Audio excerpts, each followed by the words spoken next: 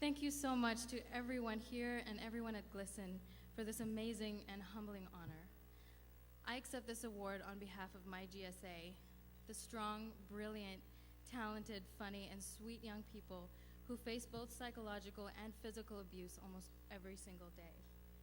They are my heroes for coming to school, facing the bullies, and then coming back the next day to do it all over again. During the last few weeks, I've been asked the question, why do you do it? To be honest, I never really thought about it until now. I thought, and I think, the important question is, why wouldn't you do it? Why wouldn't you help children who are hurting or who cannot stand up for themselves, who don't have a voice? If you turn away when a child is being bullied, you are just as guilty of the bullying yourself.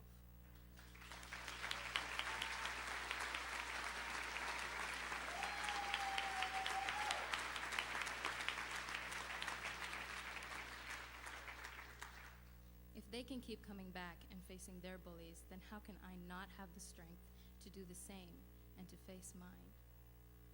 As an educator, I know that students cannot even begin to learn anything in my class until they feel safe and respected first. So it's my job to ensure that the classroom is a place of safety, respect, dignity, and celebration for all of my students, regardless of who they are. It is an ethical imperative.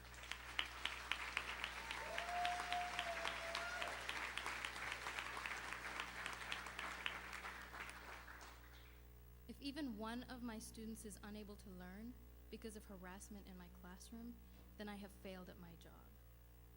As a parent of 2 small children, I would hope that the teachers at my children's school are protecting my children as well. Our GSA has grown both in size and in what it has to offer. It's not just a support group anymore, but also a place where we celebrate, advocate, educate, and enjoy one another's company.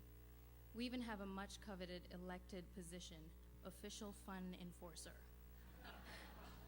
And we have 2 of them at the moment. They take their job extremely seriously. The GSA refills my reservoir of energy when I've had a long day teaching or when things have been rough. We have moments of joy and moments of pure sadness. And above all, we're all there for each other. A couple of weeks ago, one of our freshmen told me that he came to our school because he saw on our website that we have a GSA. He then went on to say that he lives for Thursdays, which is when our group meets, because it's the only time that he feels like he's part of a family. He's a sweet, talented, funny, and endearing young man who has so much to offer this world and has been clinically depressed since the 6th grade. But on Thursdays, his cheeks hurt from smiling so hard.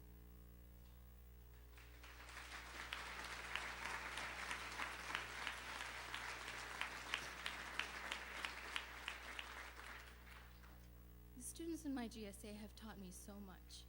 How to face bullies, to be proud of who I am and where I come from, to not take myself too seriously, and to give the world everything I have to offer.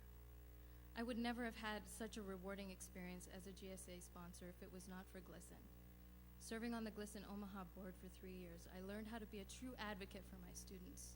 GLSEN validated my gut feelings about my role as an educator and gave me the tools that I needed to fight for my students even in the face of opposition. So I want to thank Eliza Byard and everyone at GLSEN for giving me this award, even though I did not earn it by myself.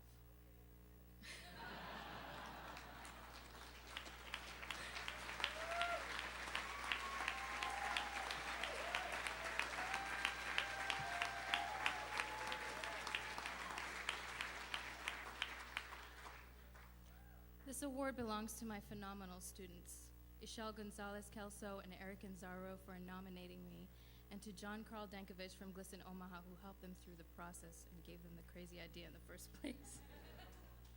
It belongs to Dee Moritz, who is an inspiration and who got me involved in GLSEN, to Michaela Moriarty and Ed Castro, who were GSA sponsors at my school before I ever got there, to my fellow GSA sponsors, Rachel Rowland, Tara Obner, and Carol McClellan, to my wonderful first principal, Dr. Barty, who believed in me and allowed me, a second-year teacher, to take a group of GSA students to a diversity conference in another state. And to my current principal, Kara Riggs, who's such an amazing and proud supporter and ally. This award also belongs to my spouse, Dan, our GSA's unofficial mascot for 9 years.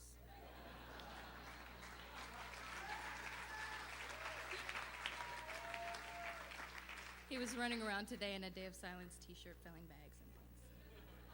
It also belongs to our children, Elahi and Iman, who have shared me and our home with the GSA on our many movie nights and field trips. They marched in the Pride Parade with us, made signs, cooked for celebrations, and of course, I share the award with the former and current members of our GSA.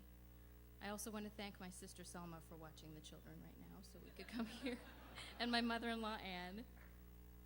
I want to thank all of you who are out there and proud and open for my GSA to be able to see that there is life after high school and that you can be happy and you can make something of yourself and do what you need to do and be the next doctor and be the next musician and be the next person who will inspire somebody else.